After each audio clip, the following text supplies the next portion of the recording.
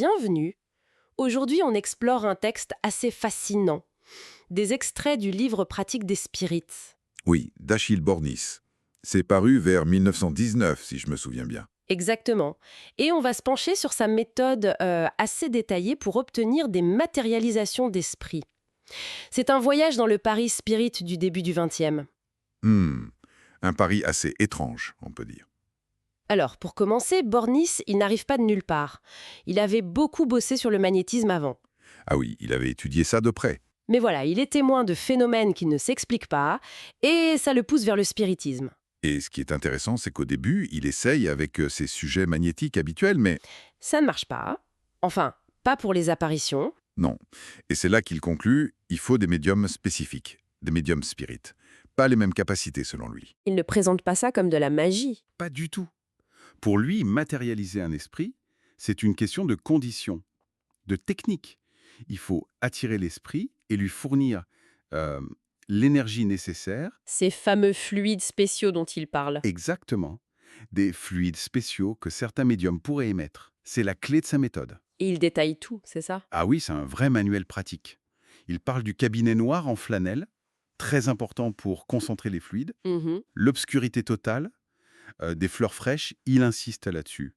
Des parfums, genre l'encens, Et la musique aussi, je crois. essentiels selon lui. Et même des écrans lumineux, il explique comment les fabriquer pour mieux voir les formes. C'est très précis. Et dans ces expériences, il y a cette histoire assez intense avec Sœur Amy. Ah oui, la jeune religieuse matérialisée. C'est un passage central de son livre. Il la décrit comme apparaissant vraiment physiquement, elle lui parle, lui montre de l'affection, des caresses, des baisers même. Oui, une relation qui semble très réelle, très concrète au début. Mais c'est là que ça dérape un peu, non? Complètement. Elle devient exigeante. D'abord un piano, Puis elle veut qu'il publie des portraits de lui, et ça culmine avec une demande d'argent. Une somme importante pour l'époque, 5000 francs. avec des menaces s'il refuse. Oui, carrément des menaces de mort. Du coup, il arrête tout. Il rompt le contact. Ça montre bien les dangers potentiels quand même. Tout à fait.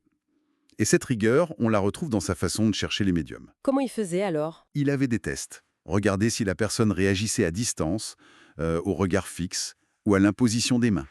Des tests de sensibilité en quelque sorte. C'est ça. Et un critère apparemment crucial, que la personne s'endorme très facilement et profondément.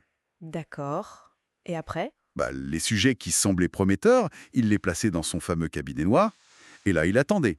Attendez quoi? Des signes? Oui, des coups frappés, des objets qui bougent, ou même de l'écriture directe, sans contact physique. Et il pensait que ces médiums étaient courants. Il affirmait qu'il n'était pas si rare, en tout cas, qu'on pouvait tomber dessus un peu par hasard, ou en cherchant systématiquement. Et pour prouver un peu tout ça, il cite des journaux de l'époque. Oui, il mentionne des articles dans La Vie mystérieuse, journal, des articles qui apparemment relataient ses séances. Ça donnait une sorte de validation, quoi. Une caution publique. Mais il avertit aussi des risques. Ah oui, clairement. Son expérience avec Sœur Amy en est un exemple frappant. Il parle aussi d'un ami qui aurait sombré dans la folie. Oui, un ami spirit qui, à force de communiquer, aurait perdu pied avec la réalité.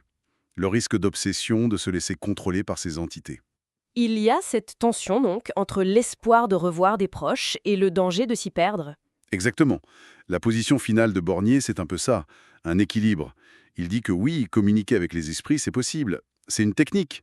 Ça peut apporter du réconfort, retrouver des êtres chers. Voilà, c'est l'aspect consolateur. Mais il insiste énormément sur la prudence, la modération. Faut pas se laisser embarquer. Et il note quelque chose d'intéressant sur les esprits eux-mêmes, non? Oui, il dit que tous ceux qu'il a rencontrés affirmaient préférer leur existence là-haut, même s'ils venaient se manifester. Une sorte de paradoxe. Donc pour résumer ce livre, c'est un mélange assez étonnant, Ah oui, un guide très pratique, presque technique, pour contacter l'au-delà. mais truffé d'histoires personnelles très fortes, parfois troublantes comme Sœur Amy. C'est ça.